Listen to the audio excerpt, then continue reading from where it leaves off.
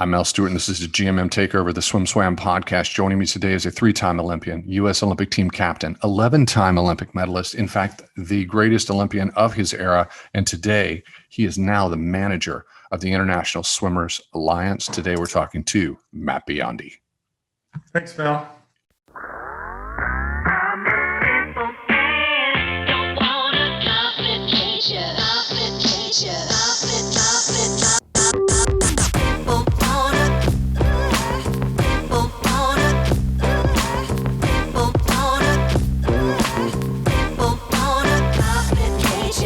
You know, you're nice enough to come on because you do have an update. We're here to talk about the Alliance and the work that you've been doing. You've been very, very busy.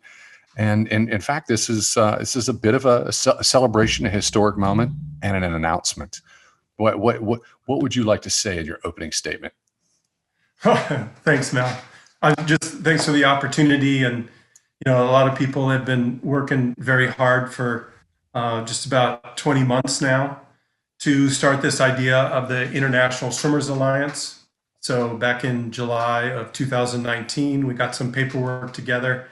We filed for a LLC charter corporation, and I started talking to swimmers about what the issues were with their training, with funding, about autonomy of schedule, just open communication with federations and event organizers. And there became a need to pull everybody together to have a single voice. And I think I started with about 13 members.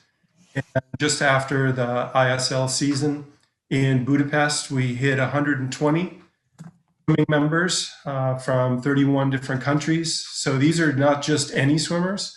These are the best elite swimmers from all around the world.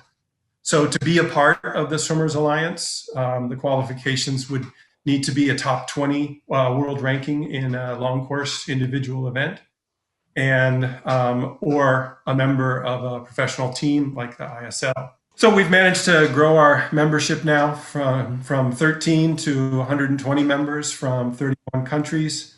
And we feel like it's a strong enough organization. We've got enough buy-in from the elite level that we'd like to announce this formation and to see what we can do to improve communication. Excuse me. I think, you know, in this year and a half in talking to the elite level athletes, there seems to be a prevailing attitude about not necessarily mistrust, but just lack of transparency. I think the athletes feel very separated from the federations and from the decisions are being made. And so hopefully the Swimmers Alliance will be accepted at the table, and that more importantly, the swimmers can feel as though their voices are being heard and that they see themselves and their interests reflected in the policies that they are bound to stick to, adhere to. Something that a lot of fans are asking, and it's been addressed before, but this is not a union. There's a slight difference, and it's not a union, but how would you describe the Alliance in terms of the collection of athletes with a seat at the table? Yeah, I mean, officially it's a swimmers association, have the advantage of the collective bargaining agreement that the union would have. We don't have the idea of dues. You're not bound to be a part of the Alliance. If you join, it's a non-binding agreement, so you're free to leave at any time if you feel as though the interest in the direction of the Alliance is not something that you support. So we really just an organization, a membership, a partnership of swimmers that would like to get together and caucus, talk, and discuss the issues, and then have a streamlined way, a concise way of conveying what it is the swimmers would like to see. I want to get into the details on that and just unpack what that looks like and how that's going to operate. Just out of curiosity, if I'm competing today and I'm on, you know, do I have to be a part of the Alliance to race in an ISL season, to be on a professional? No, absolutely not. Yeah, I mean, the Alliance should be a free-flowing membership. There's, in my opinion, once you've become a professional swimmer, once you've left the NCAA, or if you have no plans to go into the NCAA, you should feel free and certainly welcome with the right qualifications to join or not to join. One of the metaphors that I like is a rising tide lifts all boats. So with this core group of athletes, especially these, we have 9 individual Olympic champions, over a dozen world champions. So it's a pretty impressive list of the athletes that you'll see in the upcoming Olympics, hopefully. So here we are. We're gonna do what we can to promote the sport above and beyond just the members. We're going to get into the details, guys, but we want to ask some big questions at the front end, and also frame this conversation so that it has some historical context, because it reaches all the way back to the 1980s.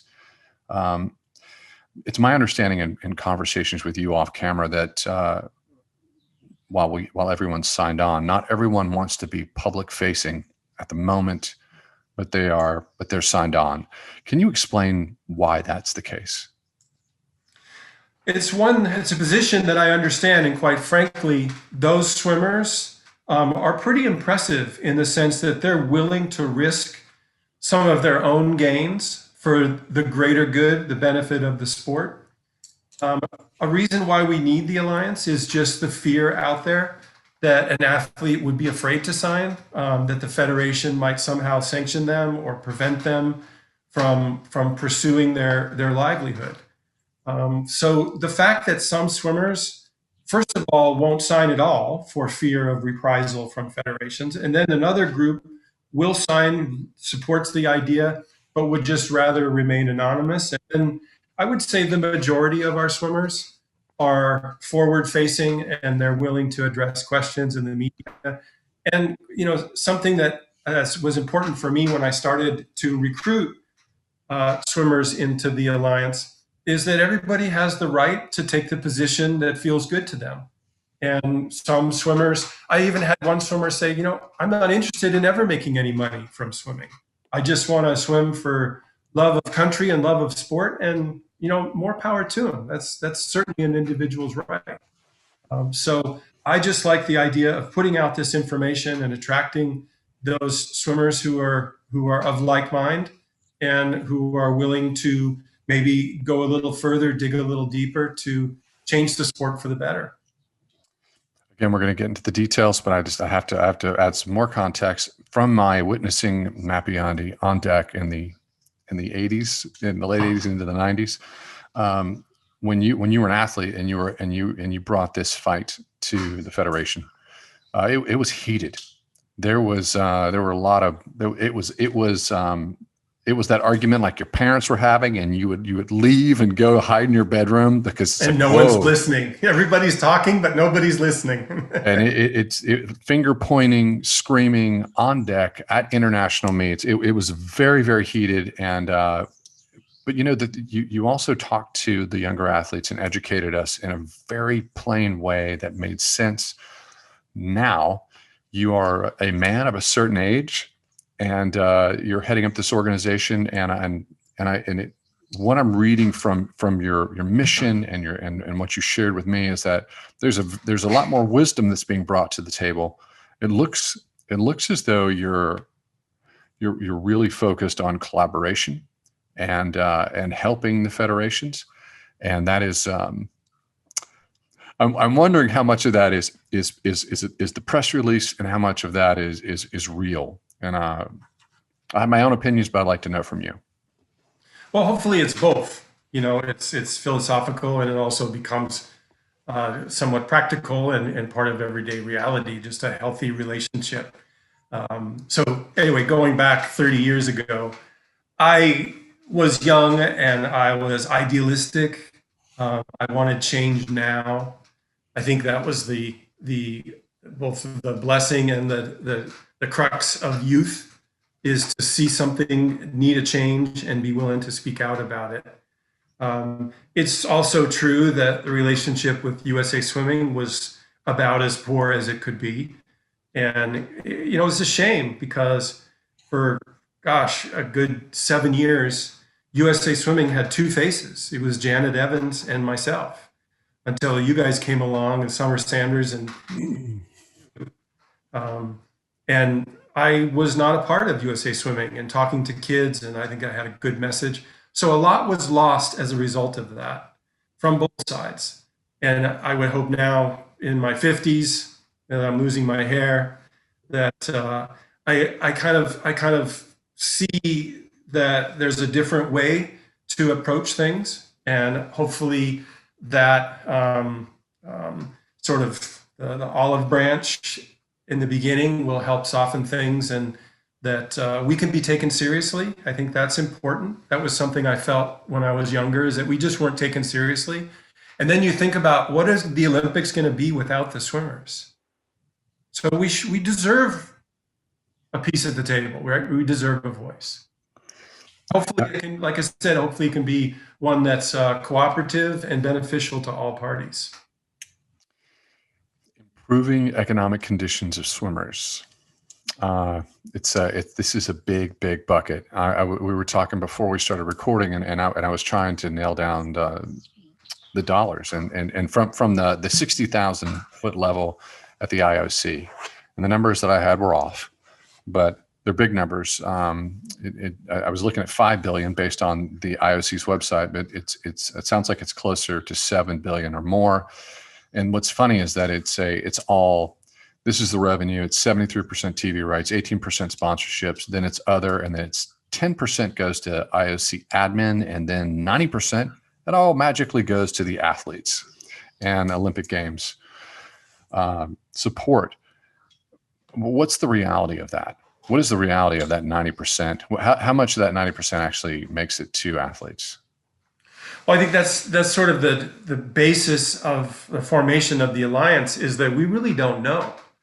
I mean, reporters have to do a pretty deep dive into FINA and to IOC, and to see how these different layers are associated, what their relationship is, and how the money trickles down.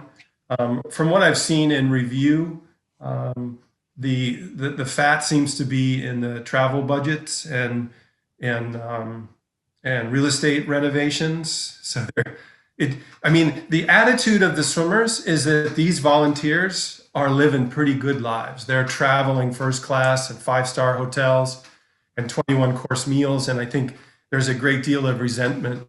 And so knowing more about the budget and how it's distributed would, I think, help the image of the IOC in terms of the swimmers. One of the impetuses for the Swimmers Alliance was the idea of economics. The idea that the Olympics now is outside of COVID. If you just think about when we started and what we thought about Tokyo going into 2020, was that the Olympics is generating over $7 billion in revenue. This is a major TV event. And if you think about what percentage of fans who are watching the Olympics favor swimming during the first week, it's got to be a majority share. 15%, I think, of the population would favor swimming of all the sports in the Olympics. So what's 15% of 7 billion? I mean, it's an enormous amount of money. So the idea is that we would, in normal times, be able to negotiate a share for those swimmers who are participating in the finals and the semifinals. In other words, creating the show. The other economic piece is that it's possible to be able to create other events, which also in this now COVID quarantine is also off the table. So our economic goals are still there. It's just our tack now becomes more social with these current event reality of the situation. But it doesn't mean that swimmers can't be involved more in information about where the Olympics are. What are the biggest issues holding back the IOC from the Olympics? Is there a date when they're going to say yes or no, we're a go? And with ticket sales and getting that information out, it would seem as though that date should be fast approaching. So these are the things that the swimmers want to know now, that is a little bit separate from the economics. One last thing about the economics that's really important is that the Alliance will only take a portion of the revenue for its own internal administration of funds that we create. So if we can negotiate a fee from FINA for the World Championships for all the swimmers that participate and prize money for finalists, which currently is zero, then the Alliance would get a portion of that. But any funding that's currently out there right now for, say, the FINA Champion Series or the Tier Pro Series, any of those funds, including sponsorships and clinics and any other revenue source that swimmers have, that their commercial value stays with them. It's not a part of our alliance. And that's been a misconception that has sort of, I think, gone a little further than it should, is that the alliance will only take 20% of the funds that we can account for, that we create that currently are not there. Everything else should stay the same. You got it. It has to be a value add. It has to be money that is over and above what these athletes are making now, and that's understandable. 20% is management. It's admin. Maybe it's not fair, but it's like to even frame it this way. But you use 15% of the IOC revenue. That comes in at like 120, 130 billion dollars. If you have 20% of 130 billion dollars, is that going to be enough for admin?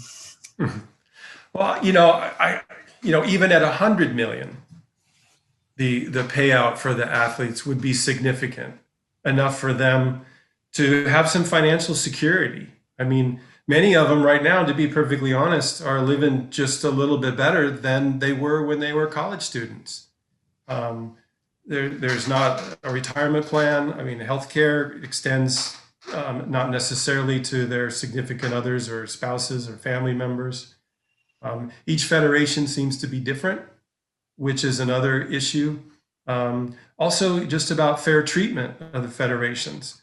And there was quite a bit of kickback before the Budapest meet in October with federations that were putting pressure on their swimmers not to go.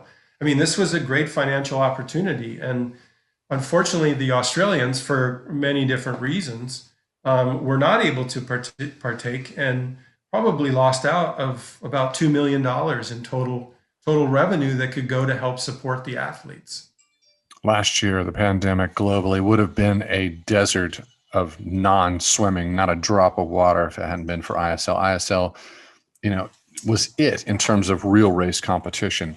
So it felt like the saving grace, I'm sorry to use that description, of the sport.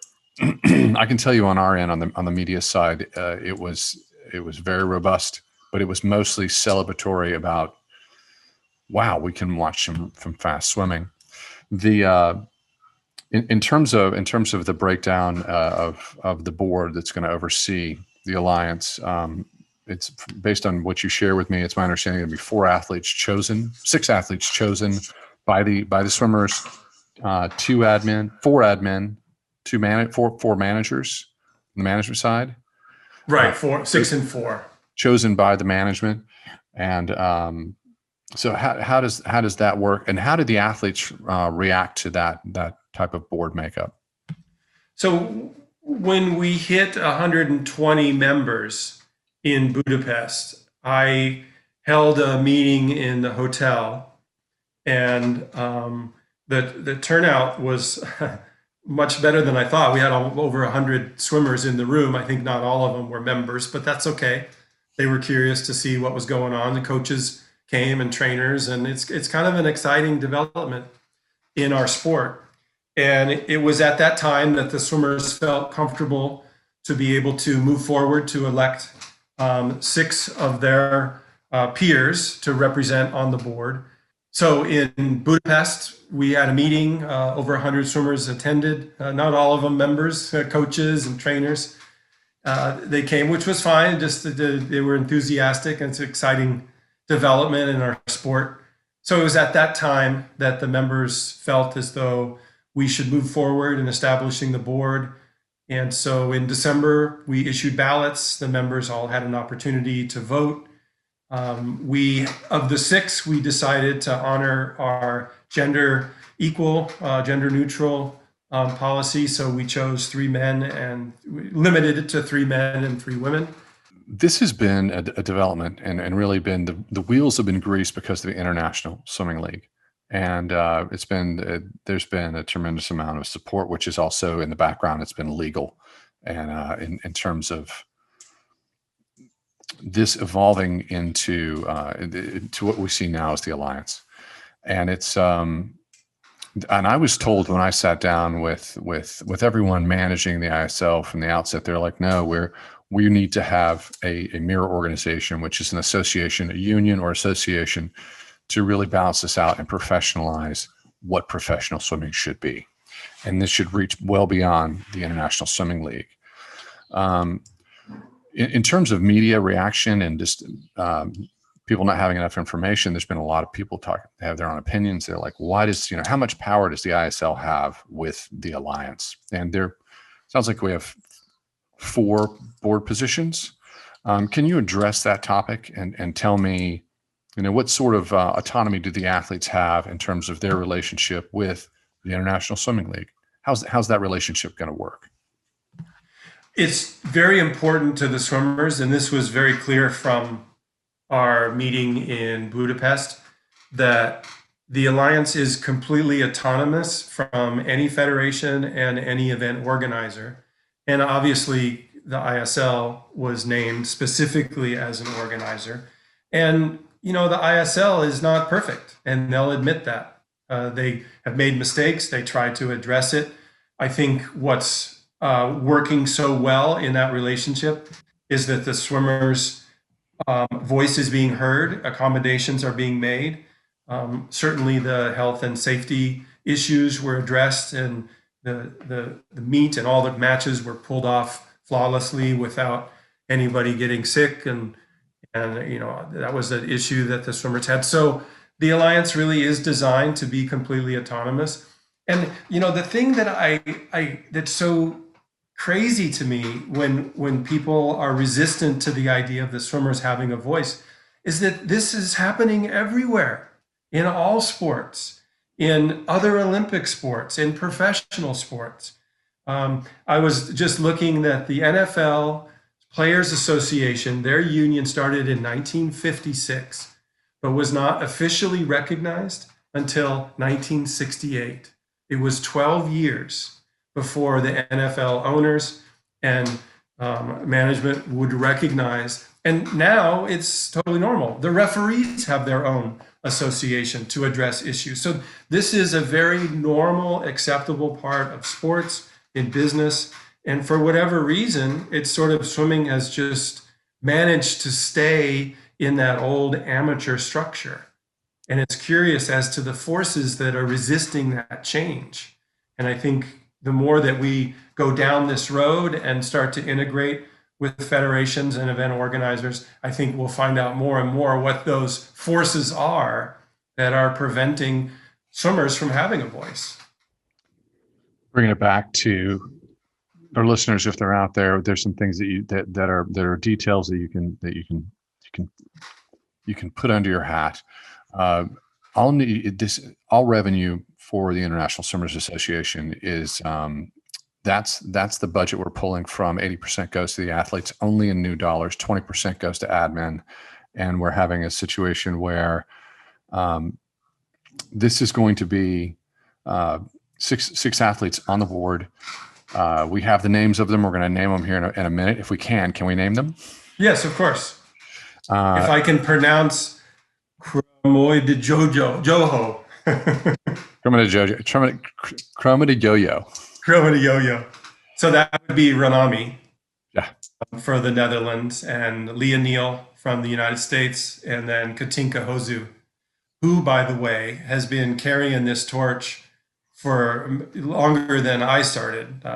She has been holding meetings for probably 4 or 5 years now, trying to get the athletes together. So this is not anything new that certainly I had the market on. And then from the guy's side, Tom Shields, who's also been a warrior in working with autonomy over schedule with FINA and with ISL. On the board, on the athlete side, we have Leah Neal, Chroma de Yo-Yo, Katinka Hozu, Tom Shields, and who's next?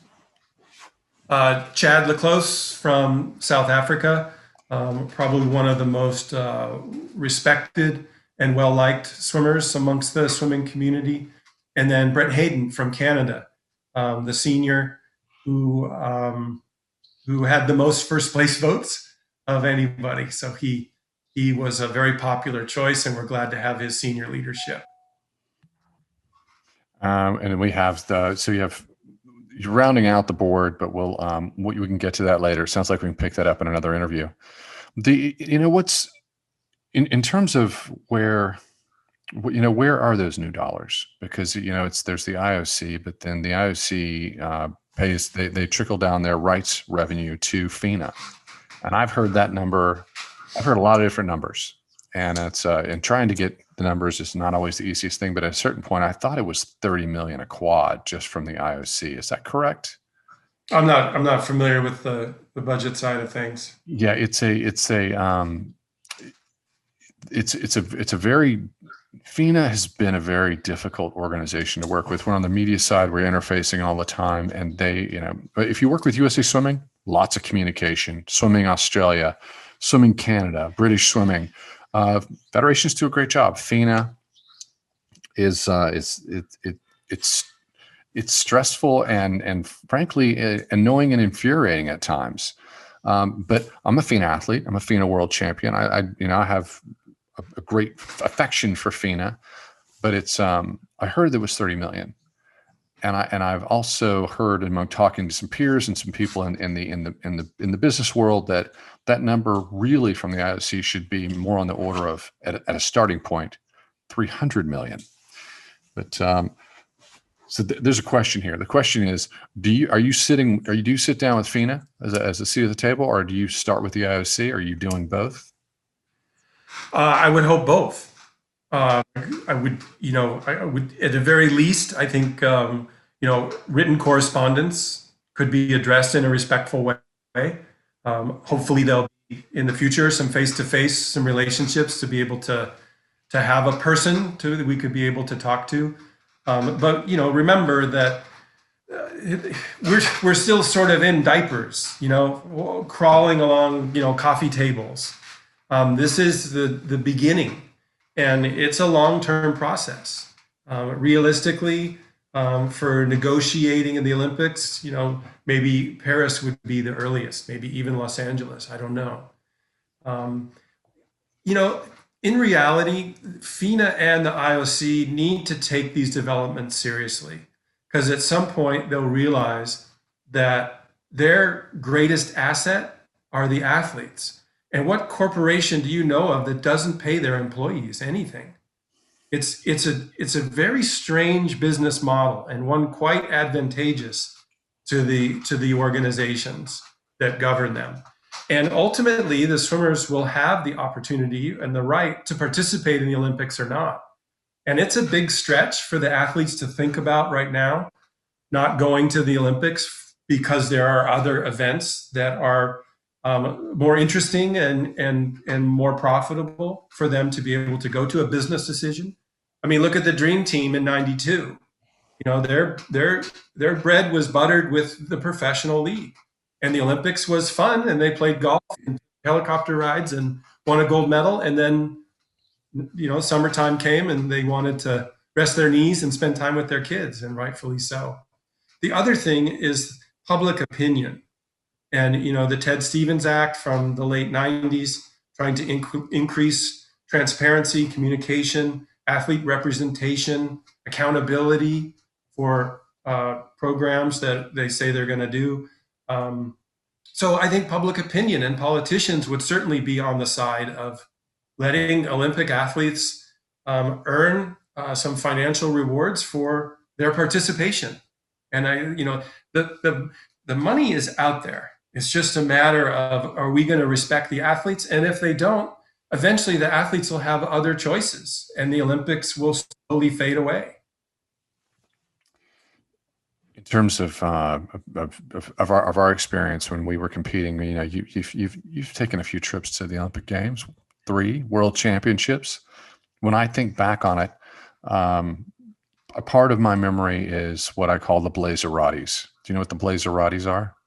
No. It's the FINA guys. They all wore the blazers, and they're everywhere. And they come well in advance of World Championships. They're staying in a very swank hotel, and they've got their blazers on. So a mutual friend, a good friend of yours, looked at me and goes, "Mel, Those are the Blazeratis, and his name was Tom Jager. He was very clever, that guy. Looked quite the rascal. Yes, yes. But also at the Olympic Games, that it puts things in perspective. You're not fully aware of it, but I also had the support of you and education from you back then. But at the Olympic Games, when if you're talking to people and you're like, "What's the Olympic Games?" Wonderful experience, great to represent your country. But at the same time, you're sort of like, this is a massive corporate event. This is a massive cash cow, and there's some sports on the side. At times, it feels like that, and and you feel that the athletes are lost unless they're huge stars. I know many athletes have told me that their accommodations at world championships, and I'm just not talking about 1 year, I'm talking about generations of swimmers, were, safe, but not comfortable. And I know in Barcelona, I was on a cot next to my Cal roommate, and we had the window open. It was 99 degrees and 99% humidity, and all we had was a fan. And then I did a press conference in the hotel, and all the Blazers that you're talking about are in the lobby with hotels that were $600, $700, $800 a night. And so the swimmers see this, and they just wonder, who are these people, and what right do they have? What did they do? Are they swimmers? Did they win gold medals? Are they coming from that experience, and why are there so many of them? In terms of just your first steps, and in terms of where you're at, this sounds like a Herculean task that you have ahead of you. But you're a successful person, a successful athlete. You spent most of your life as a teacher post Olympics. I have a feeling that there's a methodical approach that you're taking, or are you like, oh my God, I'm at the bottom of Mount Everest, and I guess you're a little bit further than the bottom of Mount Everest now that the athletes are signed on. What are first steps? Because you said they're probably not going to be negotiating really in a meaningful way until Paris, potentially Los Angeles. What are first steps now? Negotiations economically, I think, cannot happen, but it doesn't mean that our first order of business can't be to sort of probe into this question of the Olympics being canceled altogether. I'm curious if they have an insurance policy, and is there a back door that they're sort of stringing the public along and the athletes along, and then at the last minute they're going to cash out and have to fulfill the insurance policy. I mean, the swimmers just don't know, and so there's that recent article in the London Times that came out with a Japanese Olympic organizer who was doubtful that the Olympics were going to go. And then, Thomas Bach has had several press conferences now trying to calm things down. But they just say the general things. It's that, we're proceeding to have a safe Olympics. There's no reason why it can't go on. Meanwhile, the Japanese public seems to be growing in their opinion not to hold the Olympics. And boy, if it does get canceled, I think where are the swimmers? They've given the last 2 years to train for the Olympics, and then it's just not right to pull the carpet out from them without them being involved in the decision. So I think as far as whether the Olympics will go forward or not, that's obviously our first order of business. And what's interesting now, that's the elephant in the room. What's interesting is that if the athletes have information that they know they can train from that basis, ISL is going to. We know ISL reacts quickly. They make changes quickly. They act. That's something that they've shown that they do. But I know from conversations off camera that the season can be bolstered. There can be 2021 would be different from 2020 because they can pull it off. There could be more events, and I know that's on the table. But everyone's frozen. Everyone is frozen right now, wondering, and that's very frustrating. The problem for me is I think economically they have to do this. The IOC has to have a games that can't afford to lose 2 years of television rights revenue, and the insurance isn't going to cover enough. But I don't know the Japanese culture. I don't know. That's an outlier to me because they might not have the appetite for this, and this is just a sporting event. Whereas Their Dusty Time Fire, vaccine yeah. approval, their restrictions, apparently they haven't done enough trials within the Japanese population. So the vaccine there is not operating like it is sort of over here. So that's another factor as well. But I think, when it comes down to it, information. USA Swimming announced this week concrete dates for the Olympic trials, and they put some thought into it, and they've got 2 different waves to try to make it as healthy. I mean, that's a good example of concrete information coming out to the swimmers, and it's I think it's fair. It's fair that we get updates. In terms of what you're doing, are you on the road now, or is most everything? Are you sheltered in place and communicating over Zoom? Yes, What's your life like right now? sheltered in place. My big excitement is swimming 3 days a week.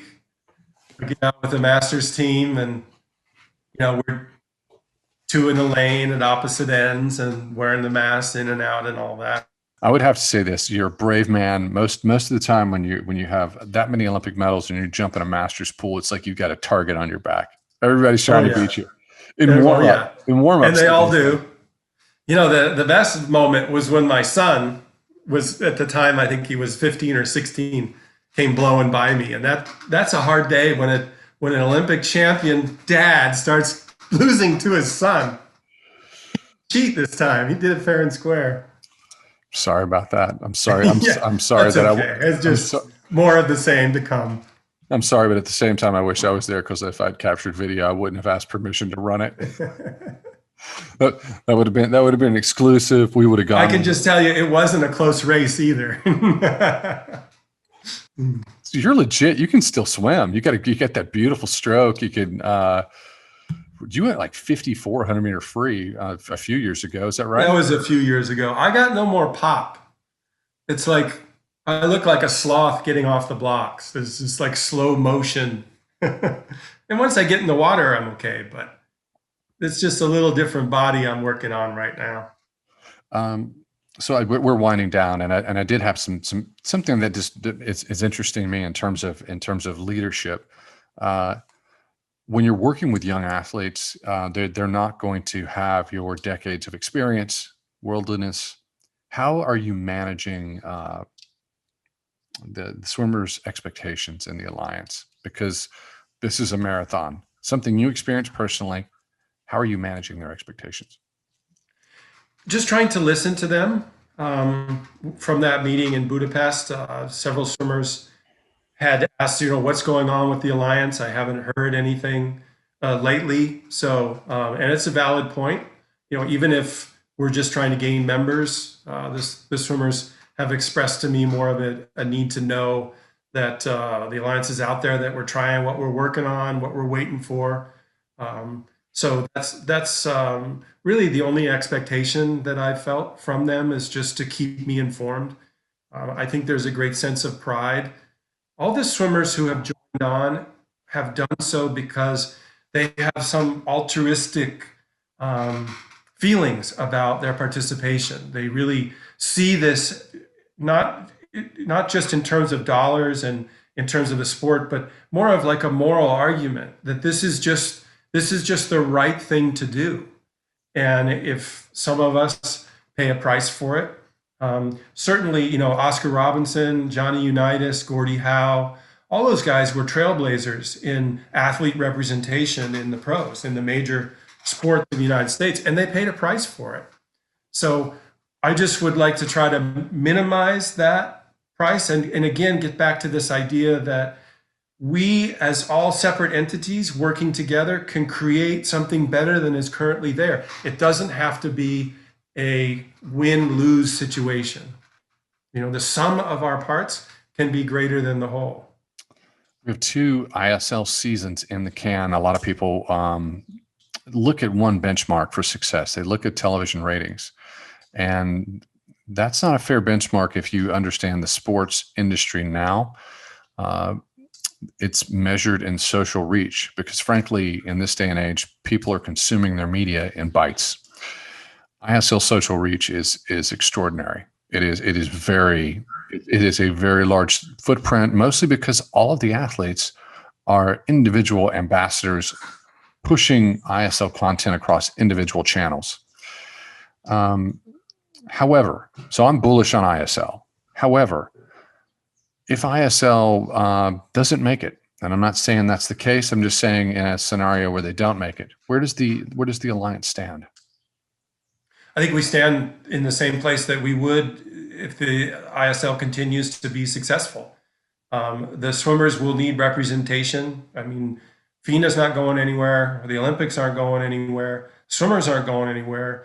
And, you know, there's more opportunities open up, including opportunities for swimmers to travel abroad if they see fit, to do clinics or to do other prize earning events or appearance fees, whatever it need be. I think there always will be, as long as there's the sport, there's a need for swimmer representation. And here's a question, you might not be able to answer it, but we're gonna put it on the table. There was litigation between FINA and ISL, and brought by ISL because they weren't allowed to host an event, and it was this was ongoing. My understanding is still ongoing, and that it's actually been successful, because in any lawsuit, if you understand a lawsuit, really it's about clarity and discovery and what are the numbers, so you know, so you understand your industry. Someone who's active in that is Tom Shields, who's on the board. Is there anything that can be said in terms of what's been learned, and if it's actionable information that can help the athletes? I'm not involved in the lawsuit, and what I know is just from public information. It's the case is not sealed, and it is a suit in federal court in San Francisco brought by ISL for antitrust behavior regarding the opening of the first season, and the suit is ongoing. And what I know is just from public information, the case has not been sealed. But it appears as though FINA, a judge has found some liability from FINA in regards to them antitrust behavior and trying to suppress the first season in preventing competition from going. Yeah, I know that Tom has been involved and has given a deposition recently, which I'm sure was very intense for him. So it looks as though, you know, FINA got caught with their hands in the cookie jar, and that's probably just going to end up with a settlement that'll break down into two parts. Part of it will go to ISL management for damages lost, and another part will go to the swimmers directly for lost compensation that they would have earned, which will be a nice paycheck for those swimmers who are willing to join up for the first season. And if they can hang in there long enough, they'll get paid for doing not much, for being a heck of a swimmer. That's what they get paid for. Well, I appreciate the update, and you got to keep us posted, because this is evolving, this is ongoing, and we know it's a marathon. So will you come back? Of course. All right. Thanks, Mel. It's been a pleasure. It's been a pleasure. That's Matt Biondi, the greatest Olympian of my era, my team captain, and someone I greatly respect. Thanks for being here, buddy. Thanks, Mel. All the best.